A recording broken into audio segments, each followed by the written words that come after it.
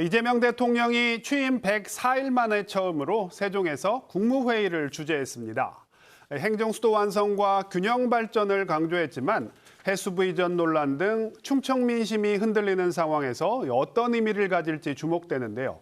단국대 정책경영대학원 이희성 교수와 관련 이야기 나눠보겠습니다. 교수님 어서 오십시오. 네, 안녕하세요. 네, 이재명 대통령이 취임 후 처음으로 세종에서 국무회의를 열었습니다.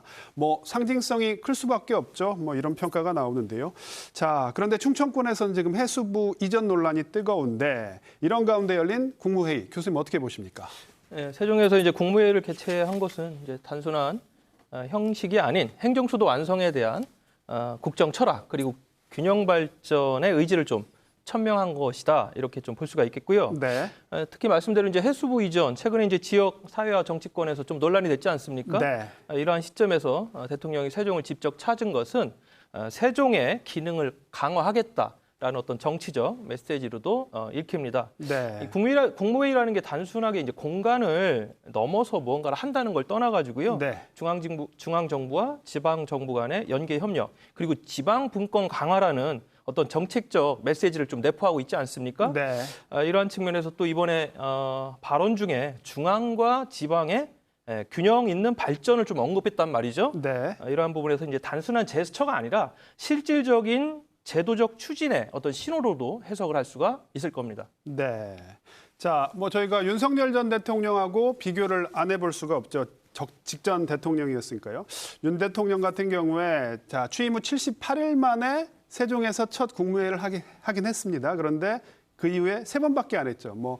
격주로 세종청사에 와서 국무회의를 하겠다 이런 약속을 했는데 이 약속은 결국 허언이 됐고요. 자, 윤 대통령과 비교했을 때 어떤 차별성이 있다고 보십니까? 글쎄 2022년 7월 취임 직후 세종을 찾았습니다. 네.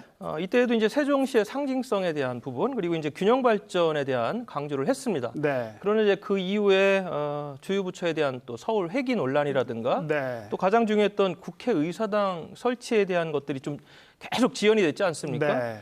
그래서 이제 실행 없는 상징에 그쳤다 이런 평가가 있고요. 이번 이재명 대통령 같은 경우는 이제 해수부 이전 논란이라는 어떤 현안 배경이 있다 보니까 정책적 긴박성 네. 그리고 무언가를 좀 풀어야 되는 의지가 반영되는 행보라고 보여집니다. 네. 특히 이제 2차 공공기관 이전이라든가 국회의사당 세종 착공과 같은 이런 여러 현안들이 맞물려 있기 때문에 네. 뭔가 이제 제도화의 시작을 알리는 어떤 정치 신호로 해석을 할 수가 있겠고요. 네. 그래서 결국은 둘 다 세종에서 국무회의를 열었다. 형식은 같지만 네. 전 정부는 상징에 머물렀고 네. 이번에 이재명 정부 같은 경우는 좀 실행과 제도화에 좀 방점이 찍혔다. 이런 네. 차이점이 있는 것 같습니다.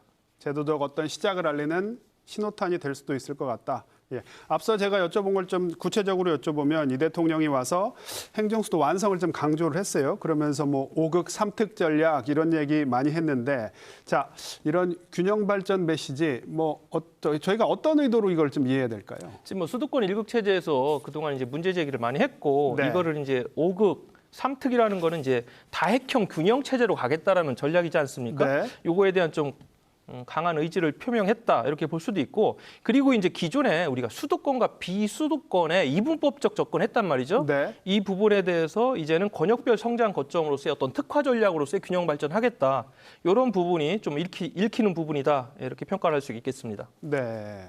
자, 해수부 이전 관련해서 좀 여쭤보고 싶은 것도 하나 있는데 해수부 이전 논란을 두고 장동혁 국민의힘 대표 입장이 180도가 달라졌습니다. 대표 취임 전에는 해수부 이전 반대하는 의미가 분명했거든요. 그러면서 지방선거에서 한석 더 얻으려는 민주당의 꼼수다 이렇게 평가를 했었는데 어제는 해수부뿐만 아니라 유관기관까지 다 옮겨야 한다 이렇게 얘기를 했어요. 자, 장동혁 대표의 태도가 확 달라진 이유 어디 있다고 보십니까? 글쎄요. 3주 만에 말을 바꾼 야당의 대표인데요. 네. 그동안도 보면은 너무 말을 자주 바꾸신 것 같아서 종잡을 수 없다 이런 생각이 좀 들었습니다. 무엇보다도 이제 충청권 출신의 당대표이다 보니 지역에서는 좀 기대가 있었지 않습니까? 네. 이러한 부분에서 태도 변화, 이 부분에 대해서는 저는 중앙당과의 역학관계가 좀 작용을 했다. 왜냐하면은 지금 국민의힘 같은 경우는 대부분이 TK, PK 중심으로 지금 네. 당내 권력 구조가 만들어져 있단 말이죠. 네. 이러한 부분에서 충청권에 대한 목소리보다는 네. 일단은 어떤 내부적인 집토끼를 좀 잡아야 되기 때문에 특히 TK와 PK에 대한 민심 이 부분을 먼저 좀 챙긴 게 아닌가 싶고요. 네. 그 부분은 좀 멀리 봤을 때 내년 지방선거에서도 좀 전략적 선택을 한 게 아닌가 이런 생각을 합니다만은 어찌됐든 이 정치라는 거는 장기적 정당성이라는 게 굉장히 중요한데 네. 이러한 부분이 좀 정치적 타협의 논리로 좀 읽힐 수 있기 때문에 저 같은 경우는 좀 적절하지 않다 이렇게 봅니다.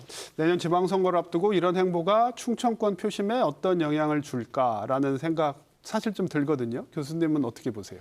영향을 줄 수밖에 없죠. 네. 다만 이제 국민의힘 내부가 상당히 복잡합니다. 네. 아마 이제 대표가 되기 이전과 대표 이후에 네. 그런 부분에 대해서 좀 검토를 했을 때고요. 사실 예. 국민의힘 입장에서는 영남 쪽이 집토끼잖아요. 그렇습니다. 그쪽을 잡아야 되는 건 맞는데 네. 이 충청권도 물론 보령서천제와 좀 온도차가 있긴 할 것 같습니다만 어떻게 보십니까? 당장 급한 게 이제 해수부 논란에 대한 부분이기 때문에 네, 그 부분은 네. 이제 PK 쪽을 선택한 것 같고요. 네, 그 위에 네. 충청권에 대한 아마 또 메시지도 내겠죠. 네. 예.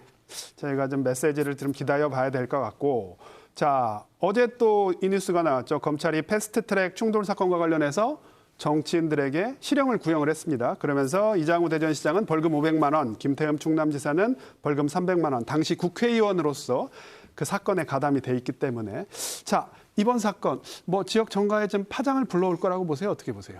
국회 내에서 물리적 판단이라는 거는 이제 과거에 다수의 쟁점 법안 처리 과정에서 있었던 어떤 좀 관례 같은 것이었는데 네. 국회 선진화법 이후에 굉장히 좀 시간이 오래 걸렸습니다. 거의 이게 뭐 5년 7개월인가요? 5년 반인가 걸렸죠? 이렇게 예. 걸렸는데 저는 이 그 국회의 어떤 정치 영역을 사법적 판단 영역으로 끌어온 것 자체는 좀 문제가 있다. 네, 여든 야든 그렇습니다. 이게 이제 물론 이제 그동안 정치가 워낙 네. 대립이 심했기 때문에 이렇지만 향후 이제 그러면 사법부가 정치적 중립성이라든가 공정성 벌써 논란이 되고 있지 않습니까? 네, 네, 네. 이런 것들에 대해서 계속 정치의 사법화를 네. 우리가 용인할 것인가? 네. 이러한 부분에서 이 판결 자체가 앞으로 가져올 네, 네. 대한민국 정치의 어떤 방향성 네. 이런 부분에 매우 유의미한 그런 결과가 아닐까 이런 싶습니다. 네, 여든 야든 그걸 떠나서 좀 시각을 달리해서 보고 계시는군요. 그렇습니다. 네.